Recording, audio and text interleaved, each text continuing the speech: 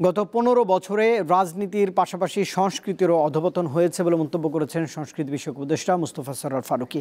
তবে জুলাই বিপ্লবের পর নতুন বাংলাদেশ আলোর দিকেই যাচ্ছে। আজ রাজধানীতে বিশ্ব সাহিত্য কেন্দ্রের ভ্রাম্যমাণ বইমেলা উদ্বোধনী অনুষ্ঠানে এসব কথাই বলেছেন সরোয়ার ফারুকী।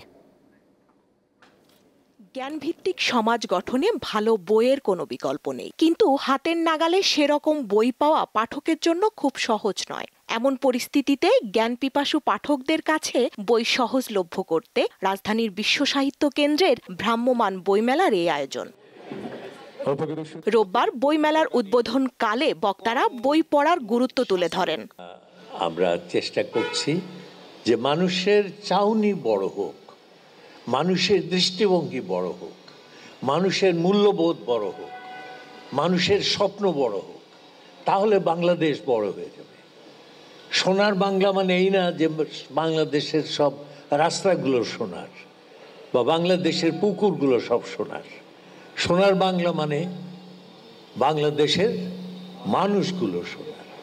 সেই সোনার মানুষ যদি আমরা তৈরি করতে না পারি, বাংলাদেশ তৈরি হবে না। যে প্রকৃত ভালো বই বিবেচনা করে যে কেউ পড়লে, বিশেষ করে তরুণ বয়সে, তাদের মন পরিবর্তিত হবে এবং ভালো কিছু, সুন্দর কিছুর দিকে যাবে। জীবনের প্রতি, জগতের প্রতি, মানুষের প্রতি ভালোবাসা বৃদ্ধি পাবে এবং এই সব মানবিক গুণ সকলেরই কাম্য। এ সময় সংস্কৃতি বিষয়ক উপদেষ্টা বলেন, জনগণের টাকা জনগণের উদ্দেশ্যে ব্যয় করতে হয়। এই ভ্রাম্যমাণ বইমেলা তারই একটি অংশ। আমরা কাউকে আধার মনে করেছি, আবার কেউ আমাদেরকে আধার মনে করেছে, অপর ভেবেছে।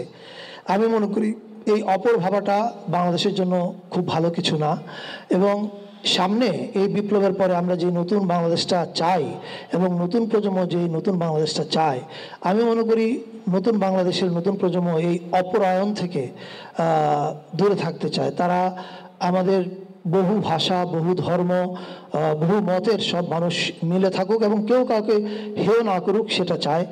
এবছর দেশের ৬৪টি জেলার ১২৮টি স্থানে বইমেলা ও সাংস্কৃতিক উৎসব করবে বিশ্ব সাহিত্য কেন্দ্র। স্বস্তিকা সিংহ, দীপ্ত সংবাদ, ঢাকা।